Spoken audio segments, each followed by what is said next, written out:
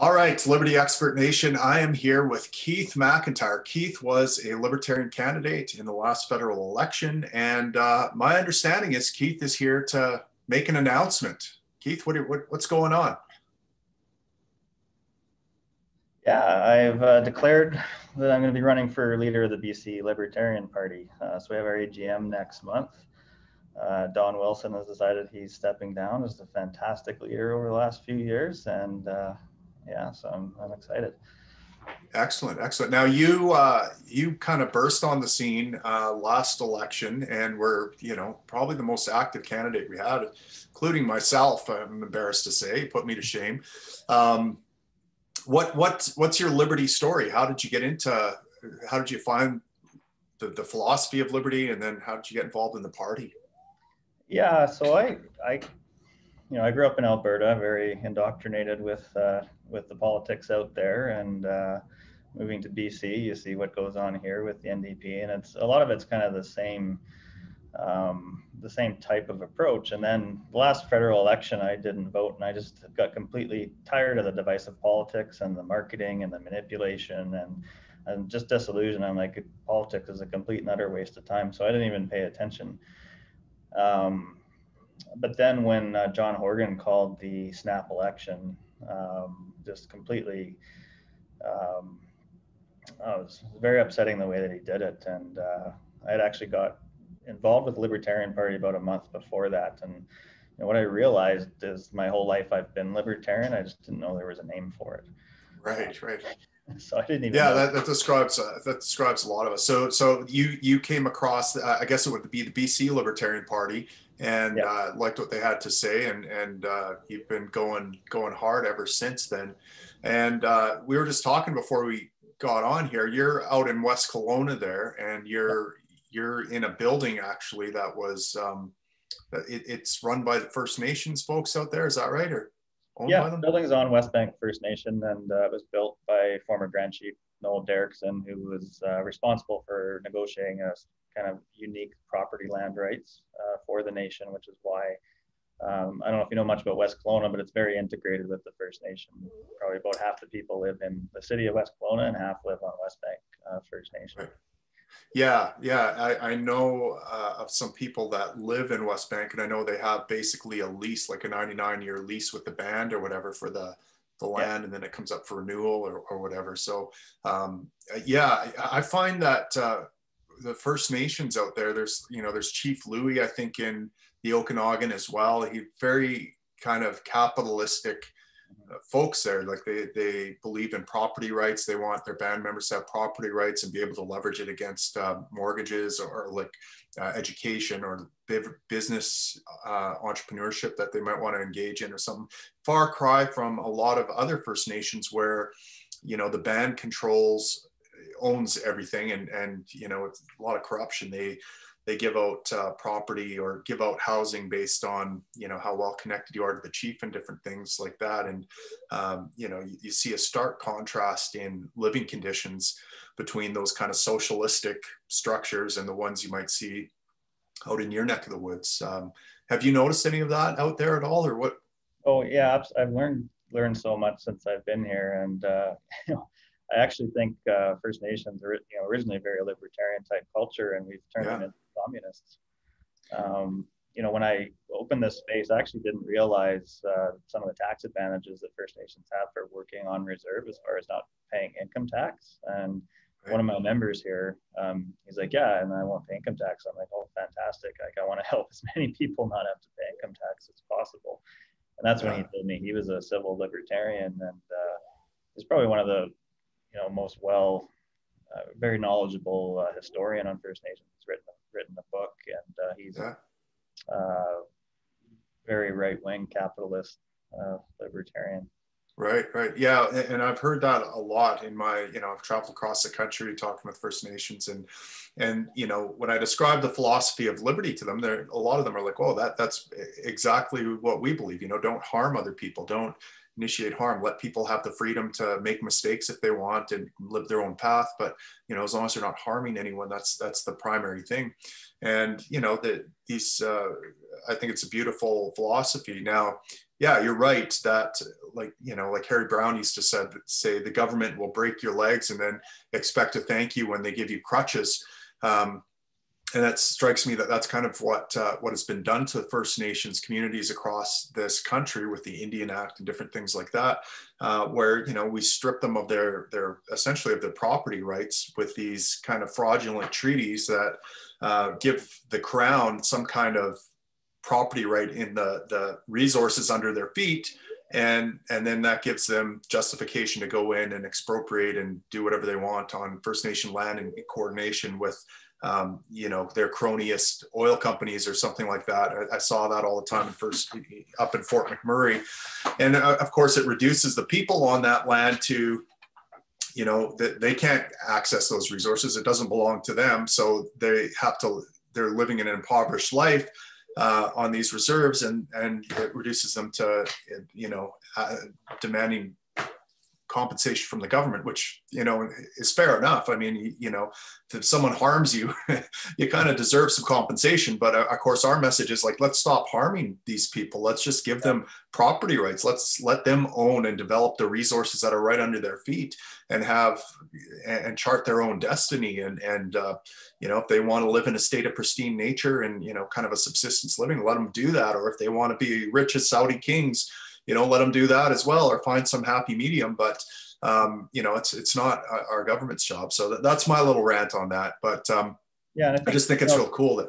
Yeah, and if you love or hate our current financial system that we live in, and there's a lot of pluses and a lot of minuses with that, but that's the system that we're in, and to restrict them from having their own property rights. You know, we live in a world, if you can't leverage your property, you can't get a line of credit, you can't get a loan, you can't start a business. There's all these things that you can't do. So, you know, I think we need to start there.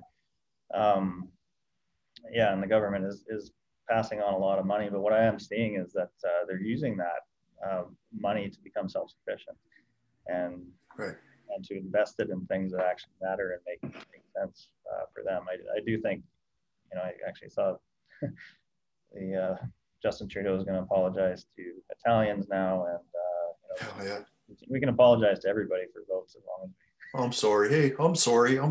Sorry. So Canadian. Yeah. How about you? You know, I saw Chrystia Friedland. I had to comment on her tweet today. She said something about, you know, being nasty and mean in politics is a choice. And I was like, well, what happens, Chrystia, when you don't pay your carbon tax? Does anything nice happen to you? You know, what happens when you try to defend yourself from the enforcers? Is that nice? Am I supposed to be happy that the enforcers that are putting their jackboot on my neck are smiling at me and super empathetic? Anyways, okay, let's switch gears for a second here. You're running for leadership of the BC Libertarian Party. Let's get into what kind of things you think you need to bring in terms of leadership to a party, what direction you want to take the party, what are the top priorities? I know that you guys have been hammering hard on ICBC. That seems to be a big thing in BC. Let's start there maybe. What are the big priorities you see for the Libertarian Party in BC right now? Yeah, I think, you know, I recently got involved with the party about a month before the election, and I actually had a lot of learning to do on what, you know, again, like I inherently feel libertarian, but there's some concepts that I had to learn. And I think over the last few years, the BC Libertarian Party has gotten very, very organized. We have some amazing people involved in the party. You know, when that election got called, we had 1 week to get candidates, and we were the party with the fourth most candidates after the Green Party in the province. And we're all doing it ourselves. You know, we're getting our own signatures. I stood on street corners to gather signatures, and we just really came together as a group. And I saw the passion, and you know, and all the conversations I had with people on the streets during that time, I realized that we have something that people want, and it's something different. And you know, I think if we have a leader in the Okanagan, we all actually, the 3 candidates in the Okanagan, we all broke the record for most votes for a libertarian in the province. And you know, we really came together as a group. One thing we can do out here that you can't do in the mainland and on the island is we can actually get in the media. I'm calling them the communist mainland now, but you can't, Right. it's really hard to make some noise. And so there's a lot of really great people in that area that have built the party up into what it is, but we're really focusing on the constituency associations on the island, in the interior, and those are all growing. And I think we can make a little bit more noise out there and get a little bit more media and start spreading the message of what a libertarian is. And personally, I'd like to kind of combat some of the fear people have of a libertarian. Like, Yeah. you know the types of things you get where, Yeah. you want every man for themselves. You want no social programs. You want, like, no, that's not actually true. Like, you can actually be very selfish and individual, but still want to have a community and social programs. I'm very active in the community in Penticton, and there's a balance of selfishness to that. If I'm active in the community and I'm helping the community to grow and be better, it's better for me, it's better for my kids. Yeah. But ultimately, my individual freedom and success is at the top of the list for me, but you can be selfish and selfless at the same time. Well, absolutely. And I mean, when you have a proper free market system, the only way you can better yourself is by providing value and to other people. I mean, that's the benefit of it, right? And as opposed to a large government system where you get profits from trampling on other people. You take from them, you reduce their freedom, you reduce their rights, and that gets you more freedom. Well, it's the exact opposite when you have a proper free market system. The more empowered you make other people, but through the material things that you produce for them or the services you provide for them, the better off you are as well. So it's a win-win situation. So it's kind of paradoxical that, any system that you implement, people are going to be selfish. It's just that the free market system, being selfish, also benefits other people as well. And the other thing I'd say too, one of the things is I always say is that we outsource our personal responsibility for our community and our neighbor to the government. It creates a culture of isolation, of atomized people. It produces the exact same culture people fear from a libertarian society, where we're all just little islands with big fences where we don't help each other out, where every man for himself kind of thing. Well, that actually perfectly describes what we get under government, because I've outsourced my neighbor falls on hard times, Keith. There's a government department for that. I don't have to worry about it. I don't have to, organize a potluck for him or help him get a job or, have a fundraiser to help him get through some tough times. So I'm completely cut off from the people around me because I've outsourced that. And I see it all the time in my job as a firefighter. People, rather than knocking on a door and say, hey, your house is on fire, they just call 911 and keep walking, and just say, well, there's a government department to handle that. Well, that culture, from my perspective, can only come from a statist culture where we've outsourced our sense of duty to our people around us in our community to the state. And I have to think that a libertarian society is one where, it's going to be made up of the same people. We don't want to see suffering. We don't want to see people starving or, falling or having bad luck and not being able to make it. Of course, we're going to do something to help them. And we wouldn't let that rest until we looked after them. So it's not like, human nature changes or something like that. It's just that now we have actually some personal responsibility, some skin in the game. Yeah, we've lost accountability. And I think, Alberta is different than BC for sure. And here it's a nanny state to the extreme, and we defer everything to the government. In Penticton right now, the mayor and council have actually stood up to the provincial government. So they put a temporary homeless shelter in Penticton, and then it was set to expire in March, and the province basically bullied the city into trying to force it open and use threats, saying that they're going to send tents and sleeping bags for the homeless people if Penticton didn't comply with this. And the mayor and council are standing up to them. And I've had friends argue with me. They're like, well, you don't care about homeless people. I'm like, no, that's not true. What I care about is the province bullying their way and making decisions without consulting the municipality. And frankly, they waste the money. They're not solving any problems. John Horgan likes beds equal votes for him. So he looks really good if he does this. But this shelter, the budget for it is $1.7 million for the year for, I think, 42 beds. 1.1 million of that is salaries. 250,000 of that is for food. And what are the outcomes of this? Like, nobody's measuring, like, what are we trying to solve? Is this money well spent? Is what we're doing actually helping any people? And I'm sure you see a lot in your job. And in a lot of cases, it's not. The government likes to, well, let's get you detoxed, and then we'll throw you back in the situation that got you there in the first place. And that's a continuous cycle. So yeah. Well, I mean, all these government programs, and you could include all the pandemic programs in this as well, are designed to try to get popularity for the politician, right? If they look conspicuous and like you're doing something good and you can brag about it, well, then that's the metric of success. Is it going to get me votes? And I see this in my industry as well, in the fire department, and it's not as bad because it's municipal politics, right? So it's more local and it's a little bit more, but even then it's like, in some places, if you want to get on council, you got to be friends with the firefighters. You got to get in good with the firefighters union. And boy, that gold leaf lettering on the first response trucks looks good in those campaign photos and stuff like that, and posing with firefighters. So our whole direction is geared towards response more than what a free market system might produce, which is let's prevent the fires from happening in the first place. And we saw this, when firefighting started, it used to be run by insurance companies. Insurance companies didn't want to pay out. They didn't want to have the expense of putting out fires and having these giant trucks and everything else. And so they were focused more on prevention. And some of the first fire services in the States, in Arizona, there was Rural Metro. And again, their model, they pioneered a lot of fire code.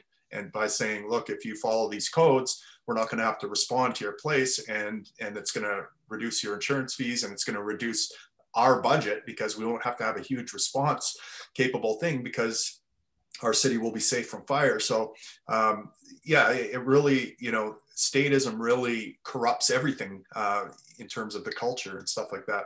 But let me ask you this, because I've been noticing a lot of liberty activity in the Okanagan, and you hit on it as well, that you're able to get media traction there. It seems like you got the highest vote counts.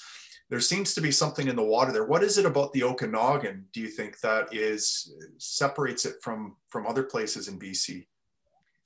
Yeah, I don't know. It's a unique area. And I think, with how fast it's grown, there's a lot of people have come from other places. And one of the reasons you come here is for freedom and for lifestyle. And, we have a lot of people from Alberta like myself that have come here too. So that helps. And I think just the size of the community, it's small enough that you can kind of get some traction, get everybody together and build up some excitement.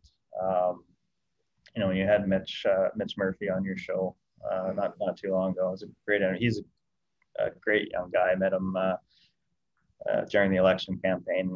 He's getting very involved with our party, and he's building up a following. I don't know. I think it is just that the type of person that wants to move here and have some freedom. Although I'm a little bit worried, there's definitely a huge influx coming from the Lower Mainland here, so got to watch that. Right. Well, and that seems to be what happens everywhere, right? Like people on coastal cities, for whatever reason, tend to have really progressive policies, and those policies collapse the infrastructure under their own weight, and then things go to hell, and they move somewhere else and seem to implement the same policies wherever they move. So and BC is it's similar to how Ottawa makes all these decisions for Western Canada that don't make any sense for us. Vancouver and Victoria make all these decisions that don't make any sense for the interior. Like we're actually more like Alberta than we are the Lower Mainland, but like they keep making these agricultural rules that they think is going to stop, farmland from turning into houses in the Fraser Valley. Well, they make a rule there that affects the entire agricultural land reserve in the whole province. And someone in the Peace region is like, well, why can't I build a second residence on my 160-acre farm?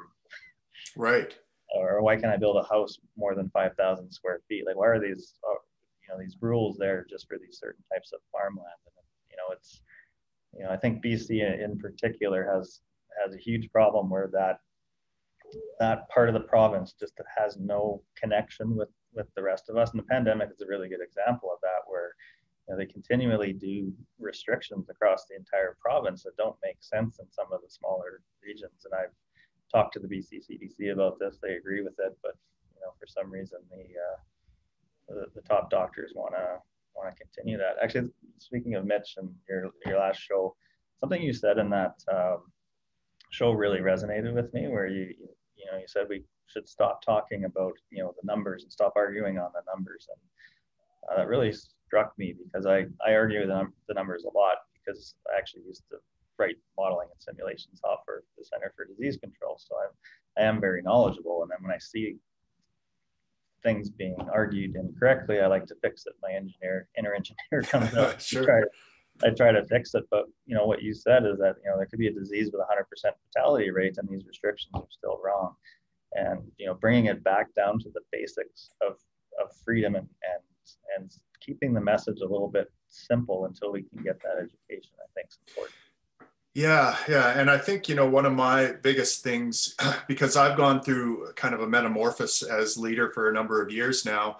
And, in the first election I ran in, I was very concerned about getting votes and not losing support and different things like that. And so I had a fairly milquetoast platform, one that might be even similar to the PPC. It wasn't as bad, it wasn't as statist as the PPC, but, for example, we had a 15% flat tax rate. I think actually the PPC took that policy from us, which is fine. I hope everyone takes our policies eventually.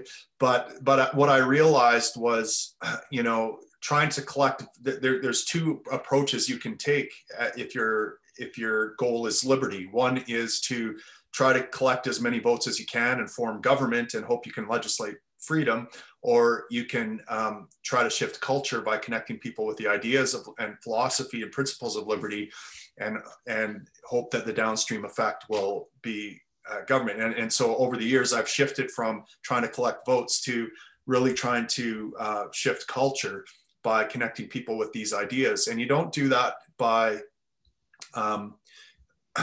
soft selling liberty, I don't think, or by tiptoeing around things, and this is some of the, and I think you run into problems with that strategy, because you continually have to kind of water things down and violate your principles a little bit, so you don't seem as radical or something like that. And so I finally decided it's best to just, our principles are simple, like don't hurt people and don't take their stuff. And we are just insistent on keeping that a consistent rule, even if you are a government. And I think people get that. And, and we can paint a picture, I think, for people that is very compelling, especially right now with all these lockdowns. And one of the criticisms I have of some of the other parties is that they're arguing facts, right? Like there's no climate catastrophe coming, therefore we don't need government intervention in the climate.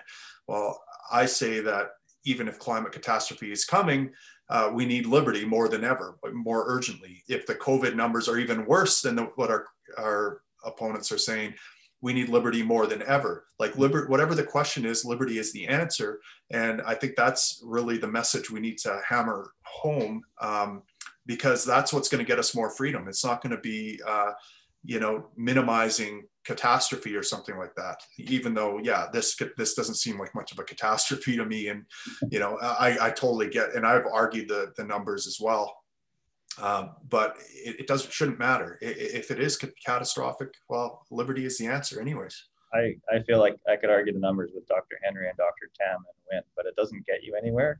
And I think for me, I'm starting to try to shift the message as well, and just kind of try to point out some of these things where the government has coercion ability. And so, an example, when we got our restaurant shut down again, there was 2 restaurants in Vancouver that stood up. Obviously, 2 restaurants are going to get shut down very easily. Someone can disagree with them doing that protest, but pointing out that the government has the ability to coerce them into closing. And so all they did was they pulled their business license for 3 weeks, and now they can't operate their business. So that's sort of the type of parenting. So I have 2 teenage boys. I'm the type of parent that I like to intrinsically motivate them, get them to understand why people are doing things. They're parenting like a parent who, yeah, I let you think for yourself, unless you don't kind of think what I think, and then I'm going to beat you and lock you in your room. And that's the type of coercion techniques that I just kind of point out these little things and get people like, oh yeah, I think it's okay that they did that to the restaurant. I don't think it's okay that the restaurant should be allowed to be open. But can't you understand that it's not right that the government has this much power to take away their freedom? Yeah. Yeah, and I think that's the message we need to do. You know, it's that fundamental question that really everything else hinges on. Where does government get its authority from? What rights do those people in government have that you and I don't have, and where do they get those rights from?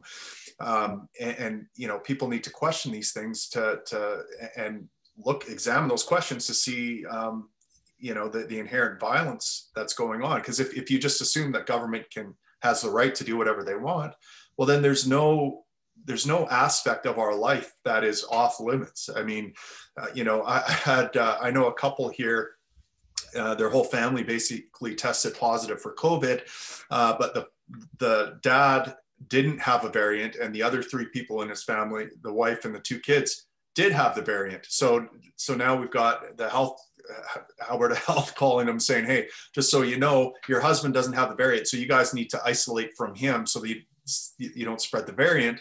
And the wife's like, well, fat chance that's going to happen. I sleep in the same bed as him. I'm going to continue. Well, you know, we're going to ask you to sleep head to toe and put a sheet in between you if you have to do that. Well, look, they're coming right into our bedroom and telling us how we can sleep with our own spouse.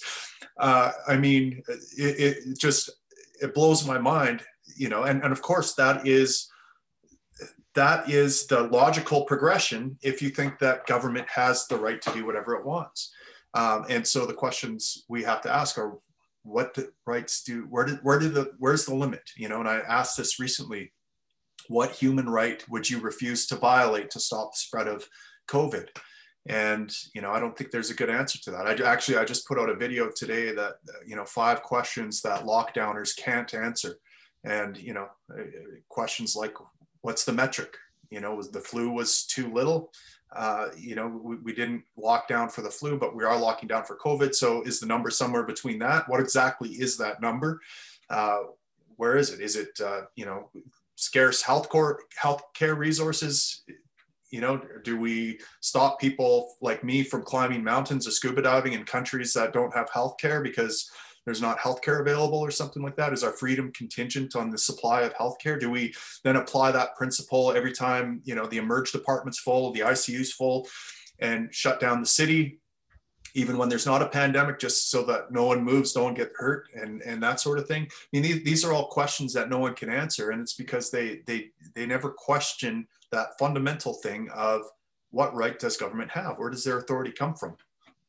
Yeah, and you just got to try to peel off the layers a little bit. And I don't like to call our system healthcare; it's a sick care system. Sure. And an illegal monopoly, in my opinion, too. Yeah. And we don't have one right now, and that's the other thing people aren't really noticing. Like, you know, I talked to my doctor; she said, I haven't done any preventative care in a year.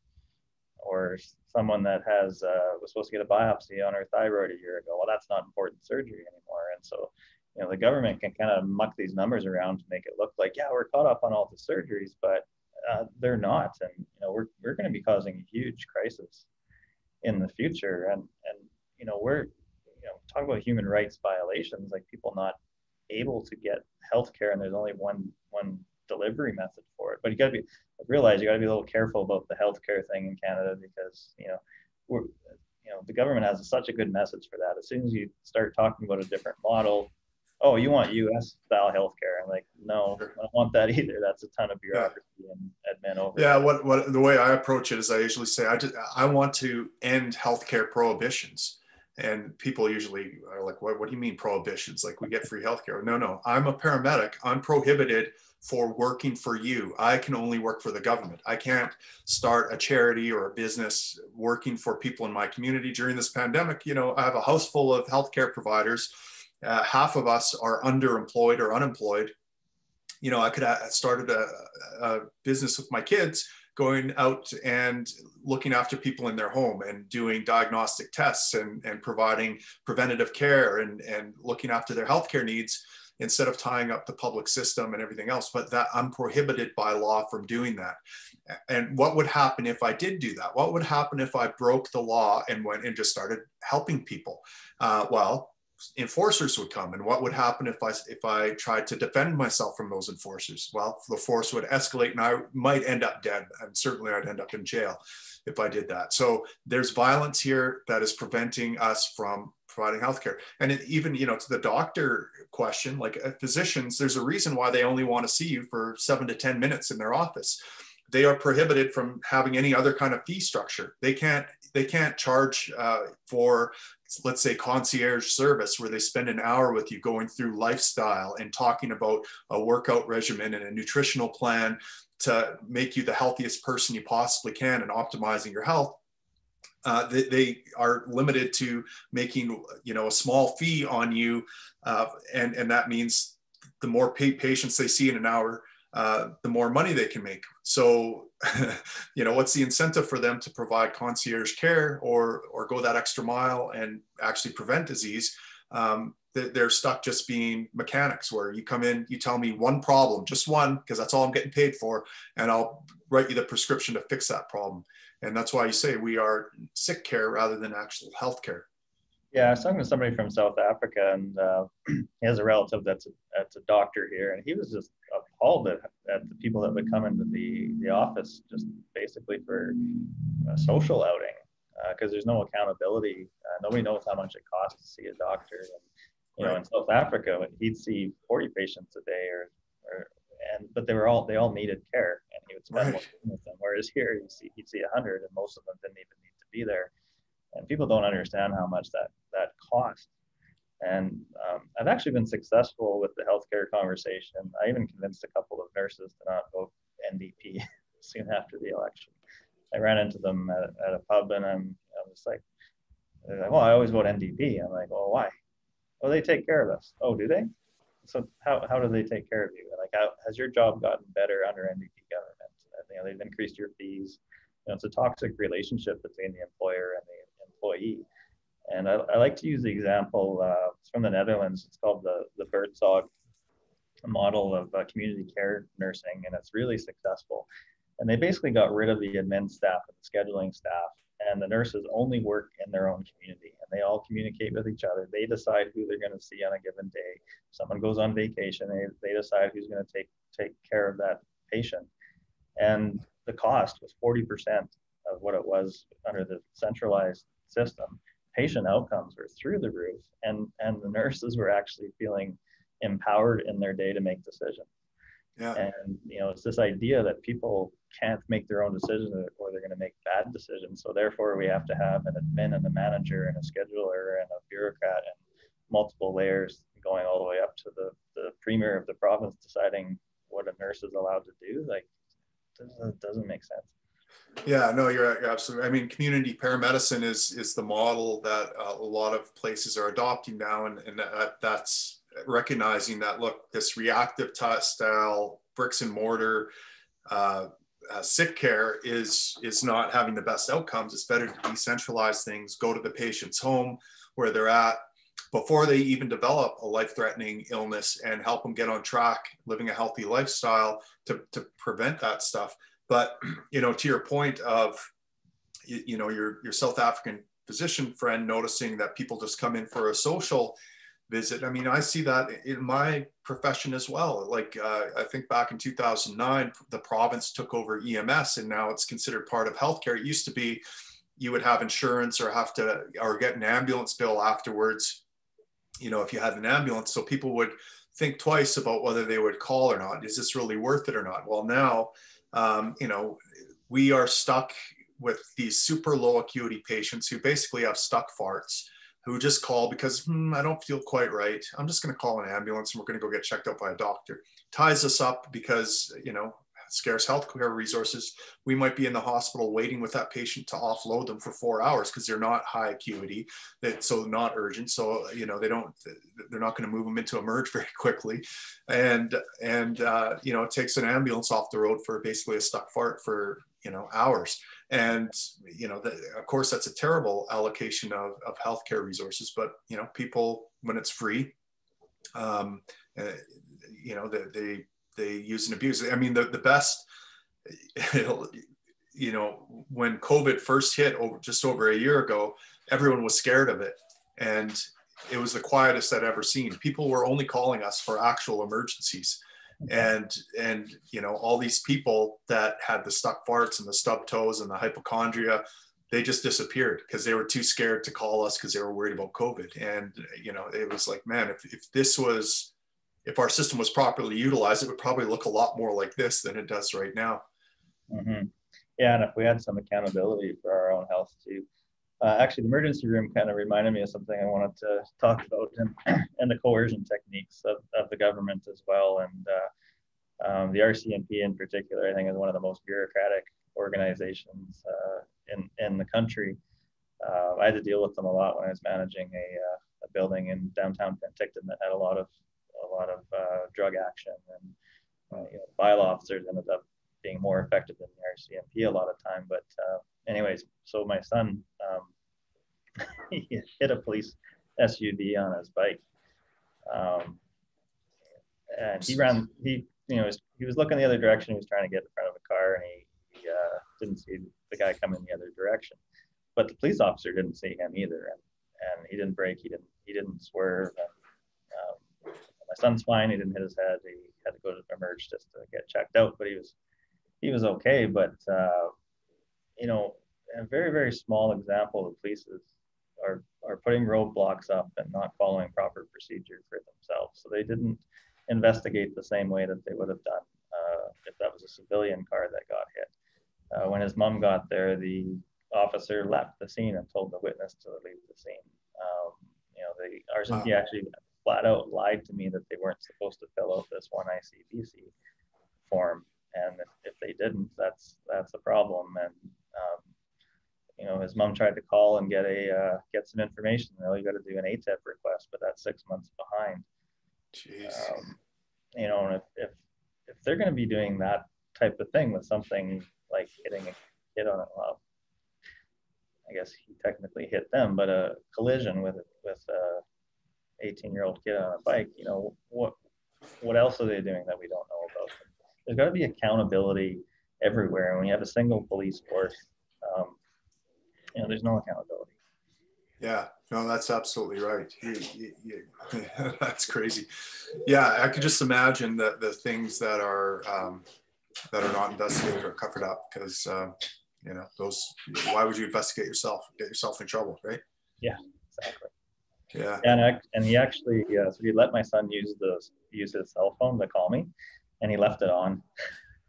Oh yeah. Nice. Actually, I listened to him for about 20 minutes because I was like, yeah, I'm kind of curious what he's saying. And, these are kind of joking around.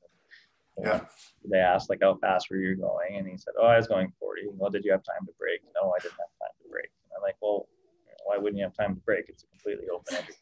Like if your peripheral doesn't pick up a cyclist going through a stop sign, there's something else going on. But yeah, like they just didn't take it seriously at all. Well, he was probably looking at his data terminal or something.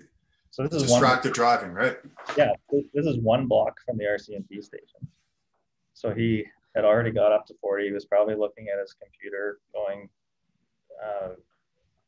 somewhere. But that road there's an elementary school on 3 blocks away. There's a middle school 3 blocks away and a high school 4 blocks away. So that road is constantly full of kids walking in on their bicycles. And if an RCMP is burning through there, not looking at the road, well, that's a problem, right?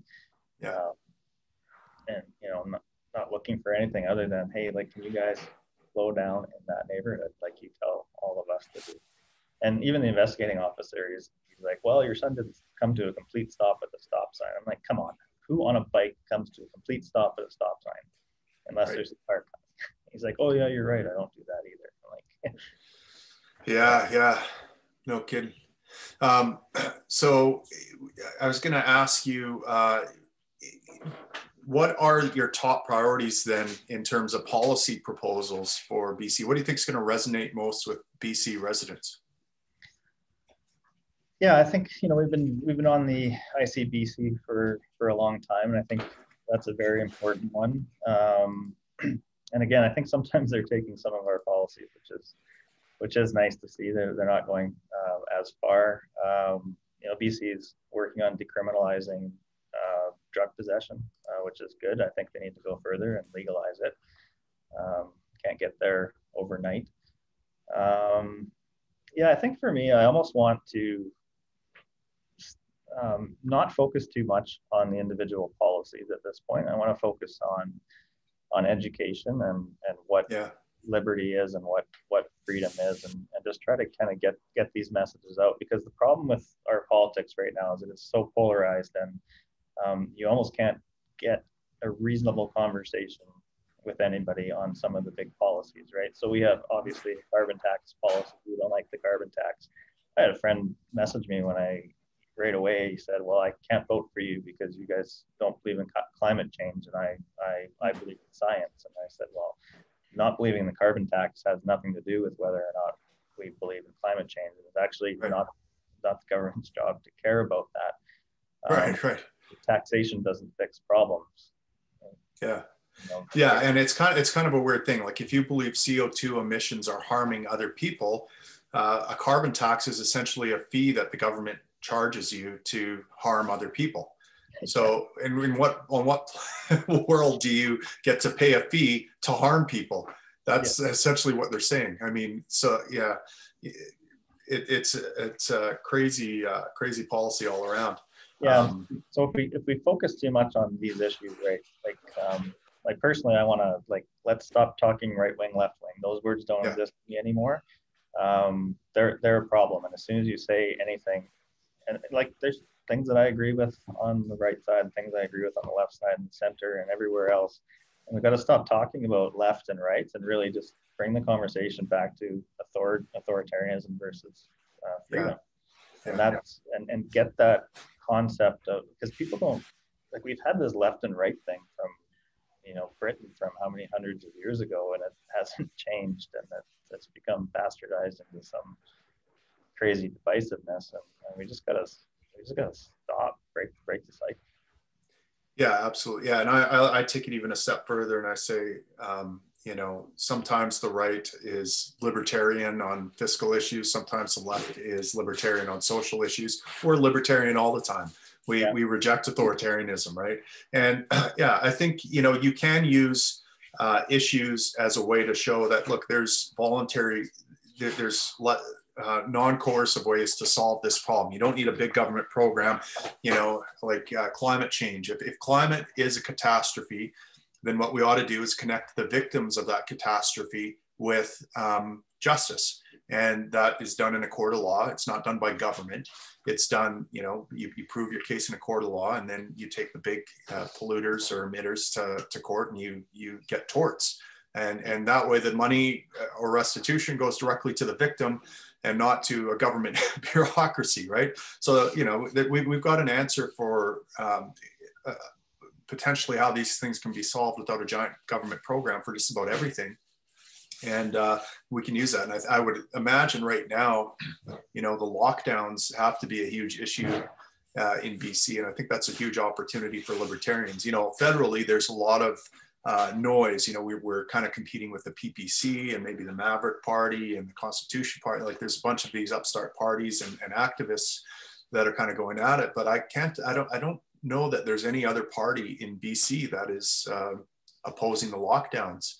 And so that's got to be a big opportunity for you guys as well to kind of come out and say, hey, we're opposed to lockdowns. This isn't to say that pandemics aren't a risk, but we can better manage the balance between the safety and getting things done and freedom by allowing individuals to manage their own risk and giving them the freedom to do that, and allowing them to take the responsibility if they do get sick.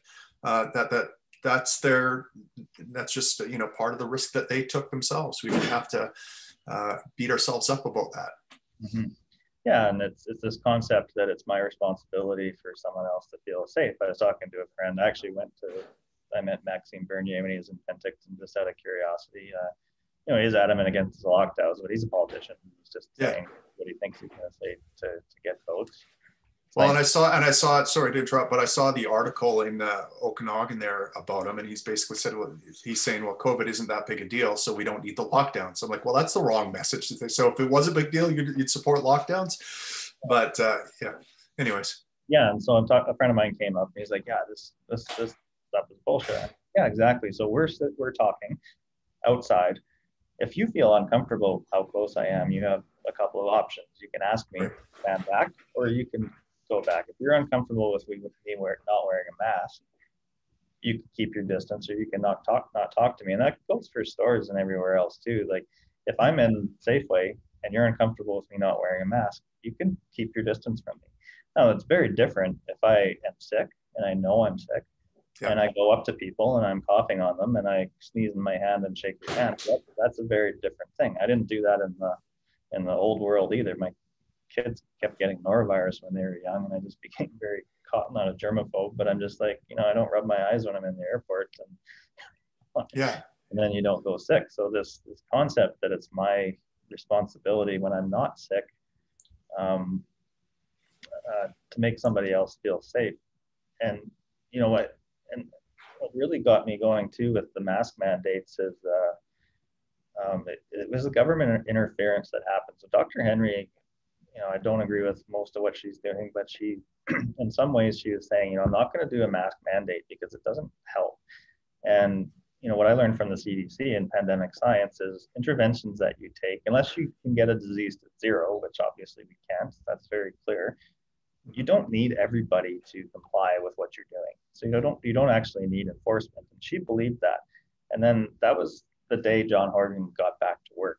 The next day he gets on the news and what he said, I'm like, oh, we're going to have a mask mandate tomorrow. So he came in and he interfered.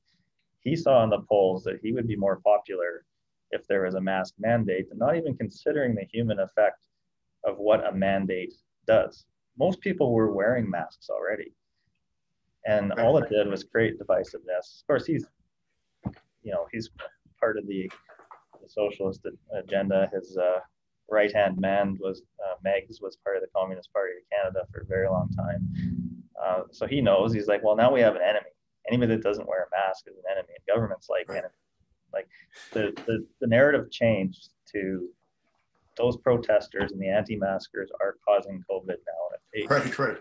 Even though all the evidence shows that it's the maskers that are spreading it, because the majority of people, like in Edmonton, for 3 or 4 months after the mandate, it was like a 97% compliance rate, and COVID was spiking during that time. So that tells you that people with masks on are spreading this virus around. Now, that might be another negative unintended consequence of these mandates, is that it gives people a false sense of security. Well, I'm following the rules, therefore I'm not a danger to anyone, or I'm not spreading this thing around. Whereas if you didn't have that mandate, you might be thinking about how to protect yourself a bit more and how not to spread the virus.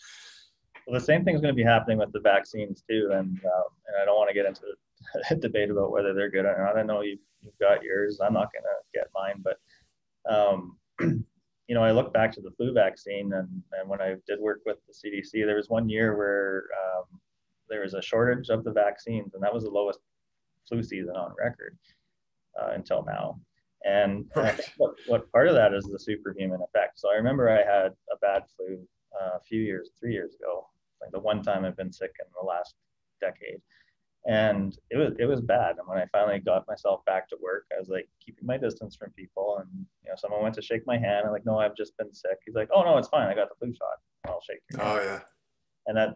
And I think that's what's going to happen with this vaccine too. Like Texas is already showing that 1% of people vaccinated are still getting the disease, and then they're still going to be spreading the disease. But they're going to be like, oh yeah, I'm vaccinated, and now I'm superhuman, and I can do whatever I want, and go back to finger food and sneezing on people and wiping your snots on vegetables and yeah. I think I don't think we can be too sure what the effects are. You know, I've seen some other scientists say that it may put pressure on the virus to mutate even quicker. And you know that, and I think there was a study even in Israel that showed that that people that were vaccinated with the Pfizer vaccine were more likely to get the variants than those not vaccinated. That was a small sample size, but yeah, we really don't know. And I certainly was hesitant in getting the vaccine, and I'm not 100% sure it was the right decision or not. You know, my rationale was, well, whatever the risks with that people are saying are with the vaccine are also true of the virus. It's an RNA virus, so it reprograms your cell, but it does a lot more cells than that. It was made in a lab too, but a lab controlled by the communist government, not Pfizer. You know, and it has all these spike proteins on it, which can cause issues with reproduction potentially and different things like that. So you know, it was kind of like, if I had to choose between a shot of COVID-19 or a shot of Pfizer vaccine or whatever you call it, I've like made the choice for the vaccine, because I'm dealing with the sickest patients. I'm in heavy viral loads. So that was kind of the decision for me. But if I were younger and if I weren't in my job, I probably would have made a different choice for sure. And I don't even know if I made the right choice. Who knows? And I think the issue is, again, you know, what you put in your own body, that's your choice, right? But yeah, exactly. When the coercion happens, and you yeah. can see how the government's setting it up already, because, you know, vaccine passports, they're going to be a thing. They're rolling them out in the UK and Denmark. But how Canada's marketing it, the government's so good at marketing.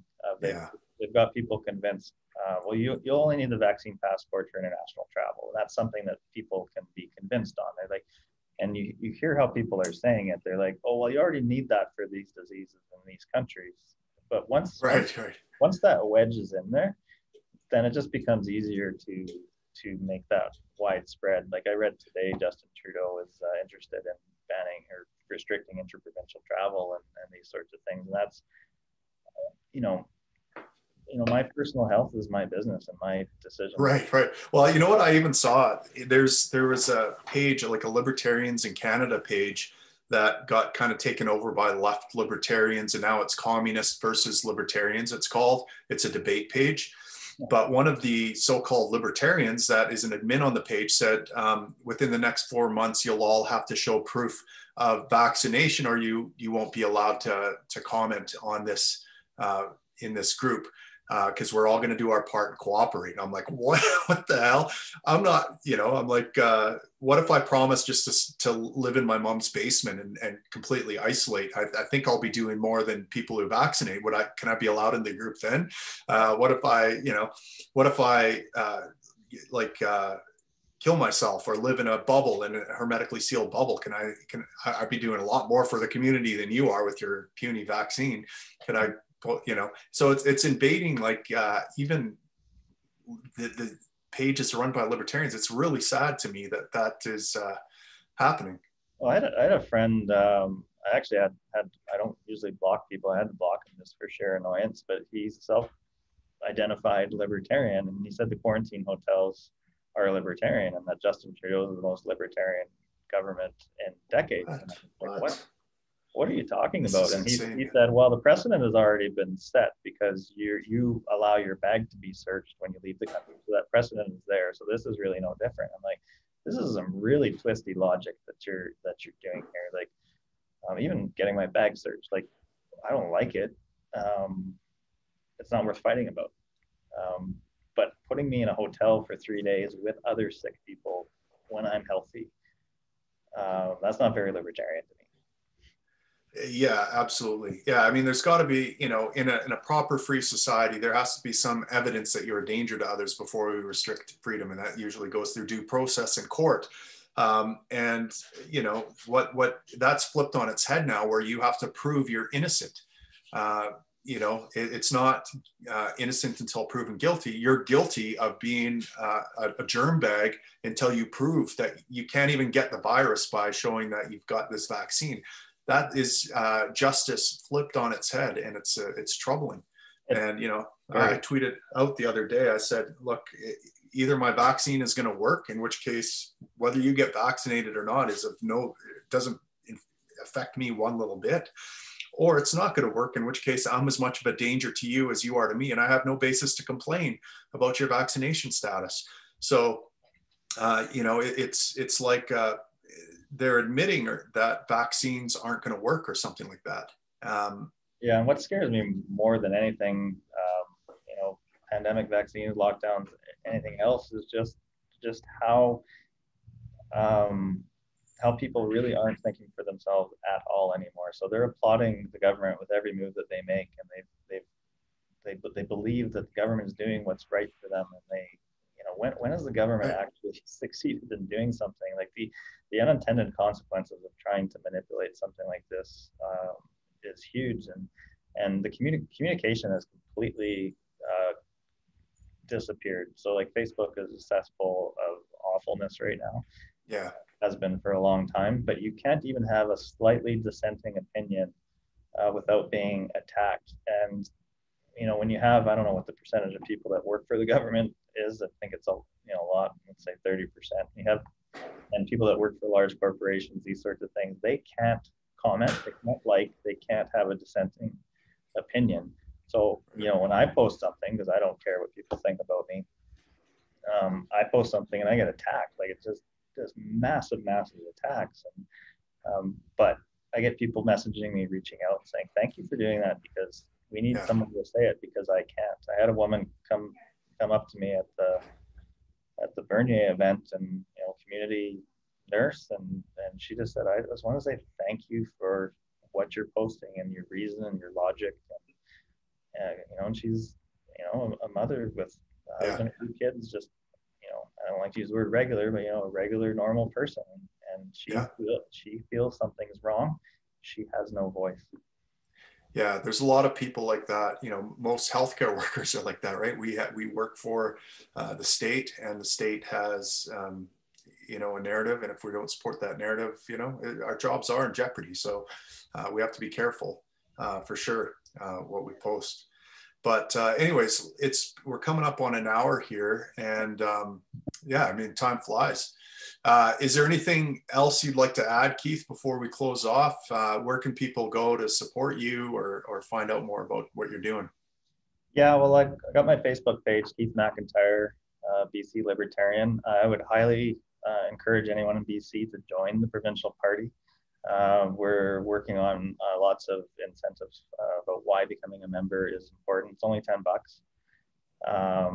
So increasing our membership is important, especially outside of our core area in the mainland.